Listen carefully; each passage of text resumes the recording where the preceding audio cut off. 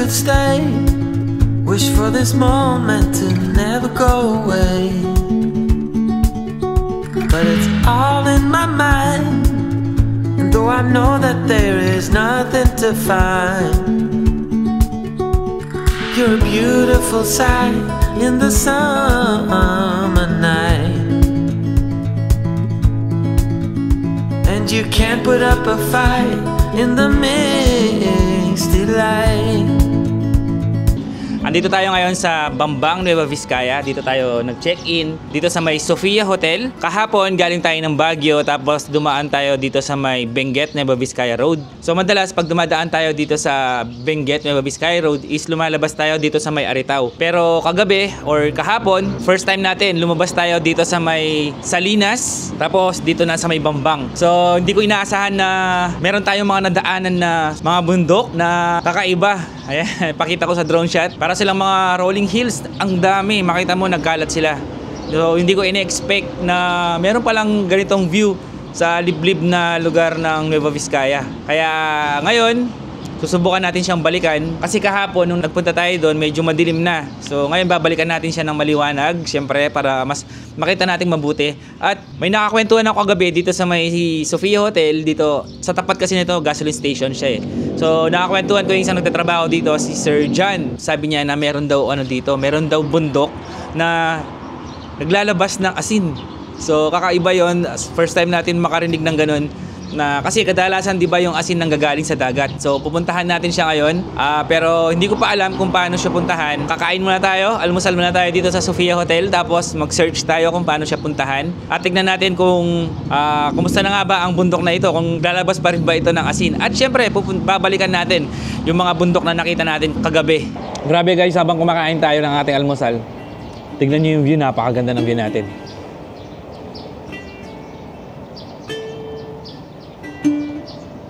Zoom nga natin, malayo pala pag sa camera, pero ang ganda. Pag nandito kayo makita nyo, napakaganda. Makita nyo yung mga ulap na nasa bundok.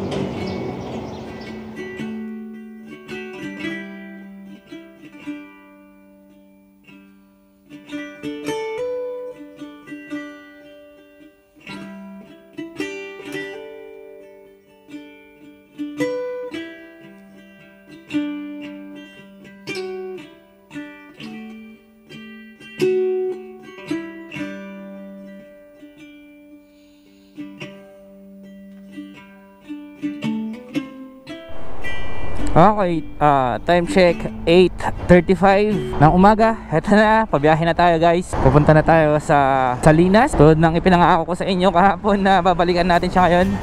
Maliwanag. Let's go. Napakaganda talaga ng mga bundok dito sa Nueva Vizcaya. Lalo na dito sa kaliwa natin. Ayun tataas. Tapos makita mo yung ulap nandun sa bundok. Dito sa kanan natin may mga bundok din. So napapalibutan tayo ng mga bundok. Kaya din sa harap at saka sa likod meron din.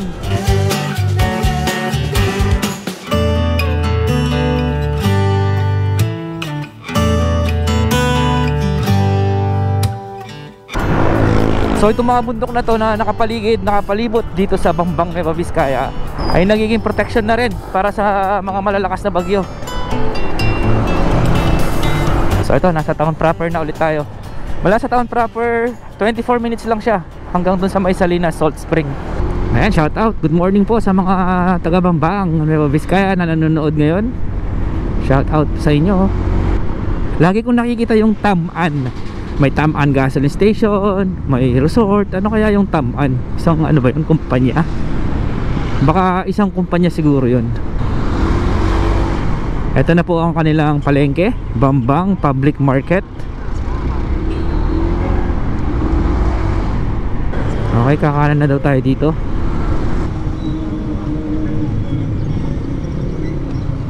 Ito ang Nueva Vizcaya State University. Ganda ng mga go train na to sa gitna. Okay, nagpagas na tayo dito. 300 pesos dito sa may Sea Oil. Tinanong ko yung pump attendant, sabi niya kung napupuntahan pa yung Salinas Salt Spring. Sabi niya sobrang tagal na daw nung last niya punta doon. So hindi niya daw alam kung pwede pa puntahan. Ano kaya ginagawa nila dito ay hindi pwede puntahan. Ayun, tignan nyo yung mga bundok guys. So, napakaganda. Pati palipad dito ng drone. Ayan o, yun yung pupuntahan natin. Ang ganda.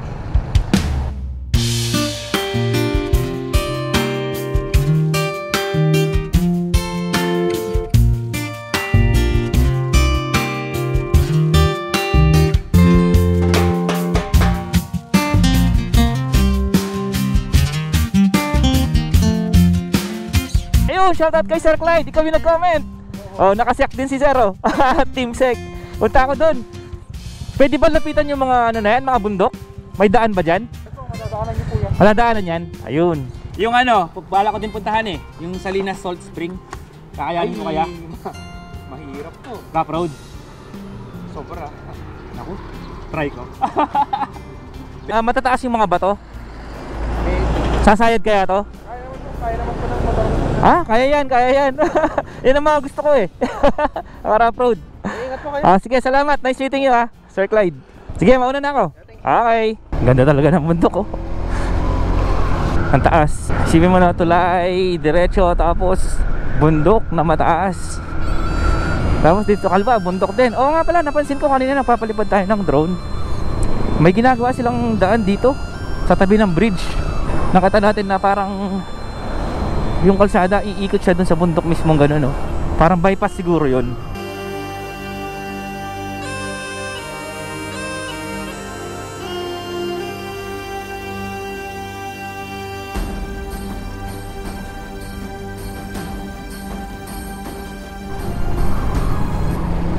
Ayun, sabi nga pala ni Sir Clyde na yung papunta sa Salinas daw mahirap, rough road.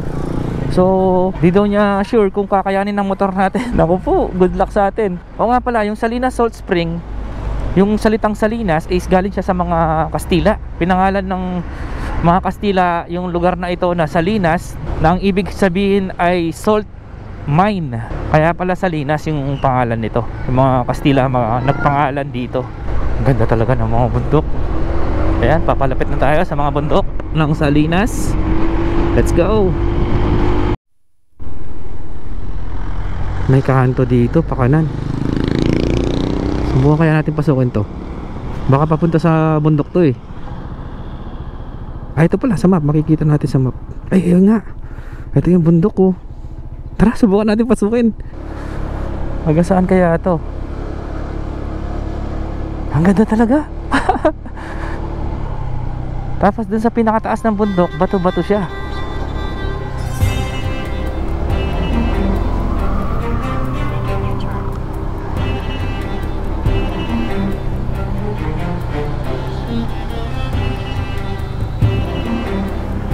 Ay, wala na, dulo na to.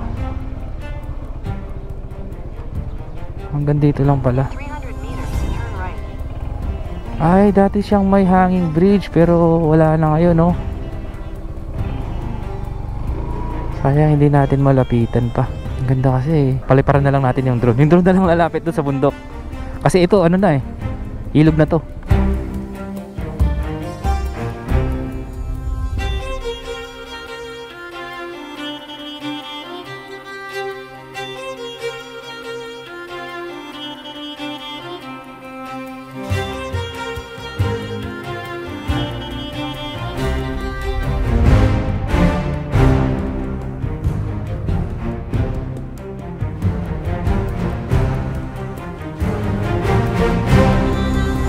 Akala ko isang bundok lang yan, dalawang bundok pala siya. Tapos sa pagitan ng dalawang bundok may nakita akong dam. Hindi namin alam kung anong tawag dun sa dam. May nakakwentuhan ako dito kanina ng lokal, si Kuya. Hindi rin niya alam kung anong tawag dun sa dam. Tsaka si Sir, eto, bumili akong taho. Shout out kay Sir. Shout out po. Hindi rin niya alam kung anong tawag dun sa dam. Good morning po. Taho muna tayo. Hey guys, eto, nakita ko na sa mapa. Yung dam pala is Matuno Dam. Yan.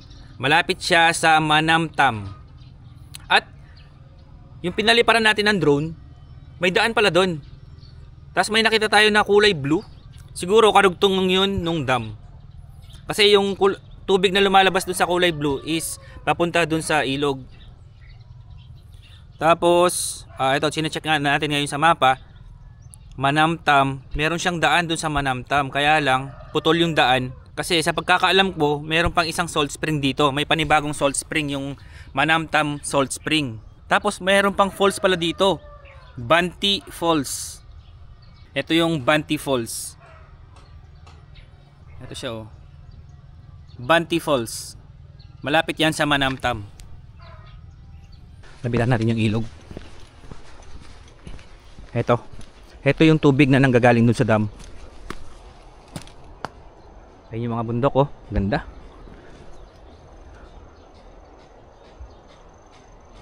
Nakatakot siguro dito pag pag malakas ang ulan or may bagyo. Kasi ang lapit lang niya oh. Ayun oh. Lapit lang yan sa mga kabahayan. May daan pa dito oh. Dapat pala yung CRF hindi nala natin para mas ma-explore pa natin to. Time check 9:25 AM. Tara na. Tuloy na tayo dun sa may Salinas Salt Spring. Ayun yung mga bundok na pinaliparan natin ng drone.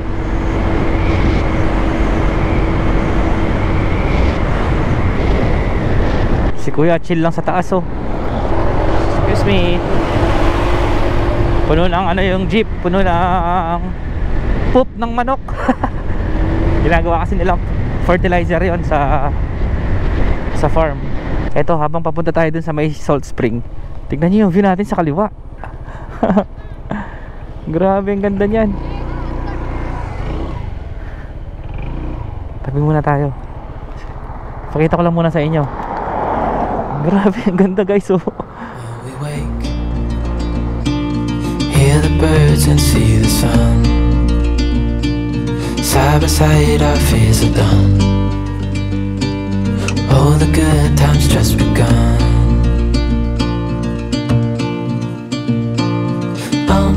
We know what we have, let's hold on tight. Found what we're looking for in life. Call us crazy, but things are finally right. With you and I, the future is bright. Oh, you and I, we got it. We don't need no. So base dun sa drone shot, nagmamotor tayo ngayon sa tabi mismo ng bundok. Dito sa kanan natin, lokal ng Barat. May daan dito oh. Pwede kaya lapitan yung subukan kaya natin lapitan. Welcome to Barangay Nansyakan, Kayapan, Nueva Vizcaya. Tingnan natin kung ano meron dito. Ito, mas malapit na tayo sa bundok. Ay, kaya lang rough road. Take the next right, then make a U-turn.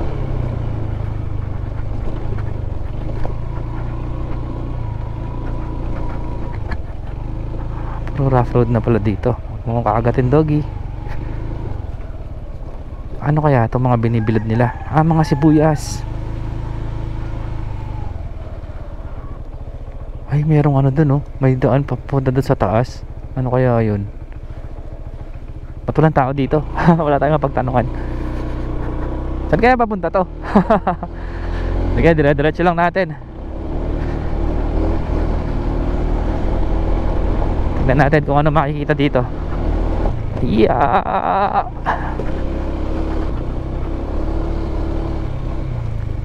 Lah, liplib na pala to. Gubat na. Ay, bakit may bakod?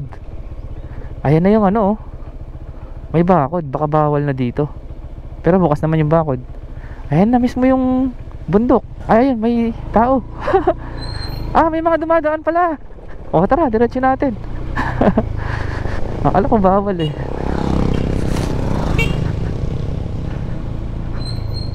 Sementado pa nga dito. Liblib na dito. Tanungin kay ate si kuya. Check muna natin yung mapa. Baka mapalayo na tayo na mapalayo. Ay, wala signal dito. Papuntang Santo Domingo West. Pero ang layo pa pala. Malayo siya guys. So tara, balik na tayo. Baka di na natin mapuntahan yung Salt Spring. Tsaka Hirap yung motor natin sa rough road. Hindi kasi designed yung motor na to pang rough road eh. Kung yung ADV sana or yung CRF or yung 450 MT, ang tagtag niya eh pag sa rough road.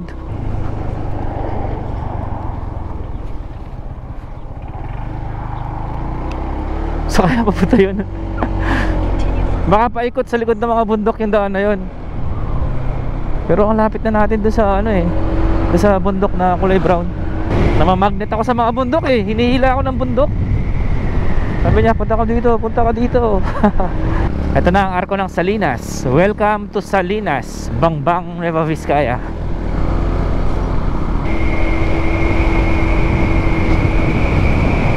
Kanto ulit dito. Nakalagay Pinayag National High School, 11 kilometers. This way to the School of Eastern Cayapa District. Dito sa kanan. Parang gusto ko naman pasukin. Ayun siya oh. Tara, wag na muna. Baka mapasubo tayo. Doon na muna tayo sa Salt Spring. Ito na ang kanto papunta doon sa Salinas. Ito, Mapayao, Binalian, Babadi, Salinas Elementary School. Dito daw sa kanan. Dito siguro. Dito yung sabi ng mapa eh. Parang piyesta dito.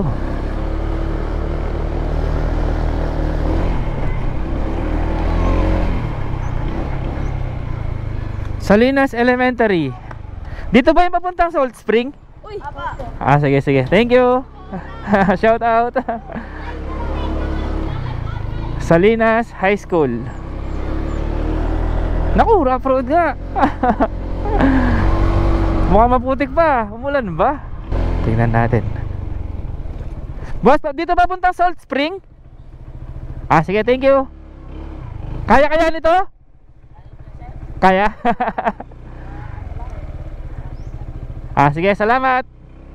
Kaya naman daw, sabi ni sir. So, let's go. Ah, adventure time. Ah, putik. Yeah.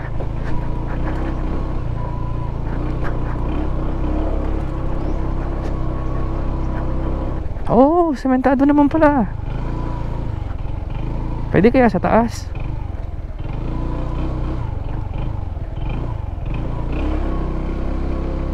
Yun. Naku, konti lang pala yung sementado. Ala.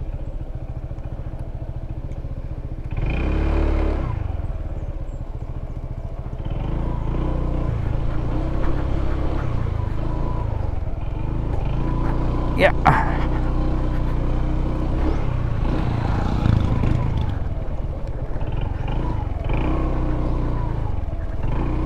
Let's go PCX. We can do this. Yeah. Aray ko. Tagtag. Accident prone area. Oh, may na-accidente dito.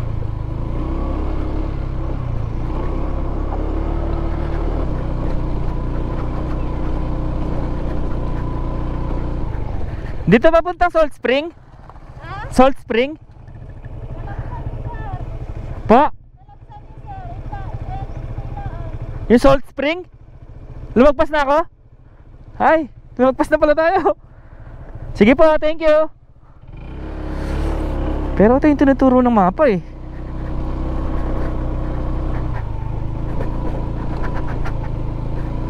Sige nga, nag-enjoy pa ako sa rough road eh. Diretso pa natin. Pero lumagpas na daw tayo. You have arrived daw. Ngi. Nasaan? Magtanong tayo dito, may bahay dito eh. Saan kaya papunta to? Boss, saan po yung papunta doon sa Salt Spring? Ay, dito po, Salt Spring. Pwede pong iwan dito yung motor. Eto guys, nandito na tayo. So kailangan na natin maglakad niyan. Iwan na natin yung motor natin dito. Malapit lang daw, sabi ni na sir. Salamat sir, salamat po. Malapit lang daw eh. Ah, eto pala. Eto may nakalagay dito oh. Salinas Salt Spring Boulder, 80 meters away. So kailangan na lang natin maglakad ng 80 meters. Ganda dito. Kita mo oh. Papalibutan tayo ng mga bundok. Actually, yung mismong boulder nung Salt Spring is nasa bundok siya. Hindi kaya pwedeng pasok yung motor dito para hindi na maglakad, no? Yung daan papunta dun sa boulder nung Salt Spring is ito, malilim at daming ibon na kumakanta. Oh. Ayun na guys, nakikita ko na siya. Tara. Ito yung daan papunta dun sa boulder.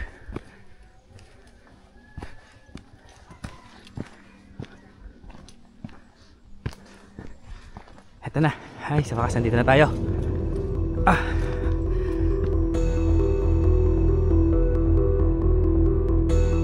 At sa wakas, eto, nandito na tayo sa may Salinas Boulder. So noong unang panahon, ayon sa kasaysayan, itong boulder na to or itong bundok na to ay naglalabas ng asin. So noong unang panahon, akala ng mga lokal, yung asin na nanggagaling dito sa bukal ng bundok ay nanggagaling sa dagat. Pero napag-alaman ng mga geologists na mali ang paniniwalang ito dahil ang asin na nanggagaling dito sa bundok ay resulta ng patuloy na pag-agos ng tubig na may mataas na konsentrasyon ng sulfate at carbonate salt mula sa ilalim ng lupa. So noong 1990, natigil na yung pag-produce ng salt or yung pag-agos ng tubig mula sa bukal dahil merong isang malakas na lindol ang tumama dito. After nun, siguro dahil sa lakas ng lindol, nasara yung butas or yung daanan ng tubig. Kaya tumigil na yung pag-agos ng tubig sa boulder na ito. Kaya ngayon kung mapapansin nyo, hindi na siya kulay puti, kulay abo na siya. Ayan, may daan pala dito. Wow. Ito yung view dito sa taas guys, oh. Napakaganda. Dito sa pinakataas ng boulder ng Salt Spring, ito yung view na makikita dito. So kahit wala na siyang asin, kahit hindi na siya nagpo-produce ng asin, may mga iilang turista pa rin ang pumupunta dito. Dahil dito sa ganitong view. Mula dito sa itaas, kitang-kita mo yung mga bundok na nadaanan natin kanina. At ang sarap na hangin dito, napaka-presko. Medyo nakakatakot lang at doble ingat lang guys kasi matarik yung babagsakan mo dito kapag nalaglag ka dito.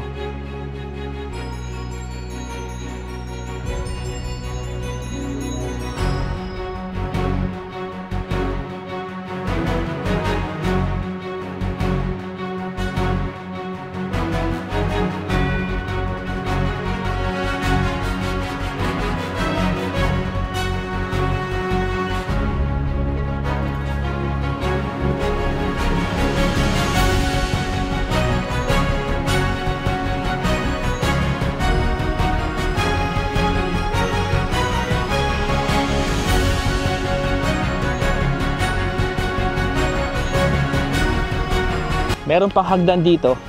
Kung gusto niyo pang pumanik doon sa pinakataas. Ayan. Actually, may mga kabataan na pumunta dito kanina. Ayun, nandun sila sa taas ngayon. Nagti-TikTok. Kaway kayo, kaway! Ayun. Okay guys, tara. Libutin pa natin tong sa paligid ng boulder. Kasi may nakita ko na may daan pa paakyat doon. At nakalagay dito, no vandalism. Ayan, wag po kayo magba-vandal guys. Kasi may mga nakita ko na may mga part na may vandalism. Huwag po kayong magbabandal kasi nakakasira ng view sa kalikasan. So, ito yung paakyat. Ito yung boulder sa kanan. Ang ganda dito sa loob. Yung bato puno na ng moss. Malamig din kasi dito sa loob. Kasi napakalilim. So kung mahilig kayo sa nature guys, sigurado mag-enjoy kayo dito. May nakita ko na, ano ba to? Rebulto or statue. Ay, taas!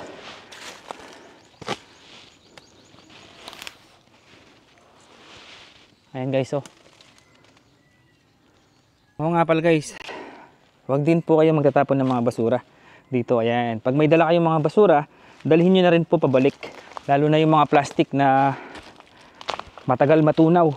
Abot ng ilang libong taon yan bago matunaw. So imagine kung lahat ng pupunta dito magtatapon ng basura. Kung sa 100 na tao ang nagtapon, 100 na plastic, 100 na basura. Pangit na tignan, di ba? Oo, di ba? May kasama tayo dito mga turista na mga taga-Bambang din. Nahiya sila magpakilala. Picture daw. Eto guys, andito na tayo sa pinakadulo.